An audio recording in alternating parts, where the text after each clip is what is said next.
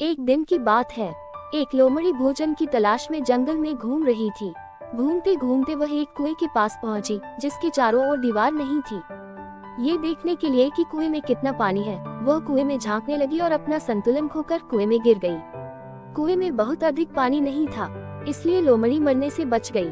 लेकिन जब उसने कुएं से बाहर निकलने की बहुत कोशिश की, तो बाहर निकल नहीं पाई। वह वहीं खड़े रहकर किसी के आने का इंतजार करने लगी। कुछ देर बाद वहां एक बकरी वहां आई और कुएं की हलचल सुनकर कुएं में झांकने लगी।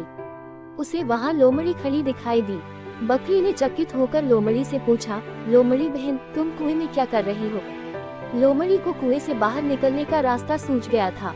वह मीठी वाणी में बोली, बकरी बहन, क्या तुम नहीं जानती कि कुछ ही दिनों में जंगल में सूखा पड़ने वाला है?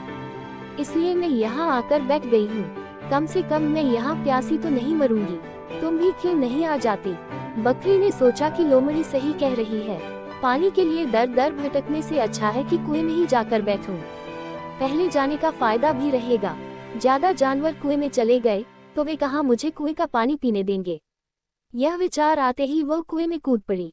जैसे ही वह कुएं के अंदर पहुंची, मौके की ताक में बैठी लोमड़ी उसकी पीठ पर चढ़ गई और कुएं से बाहर निकलकर जंगल में भाग गई।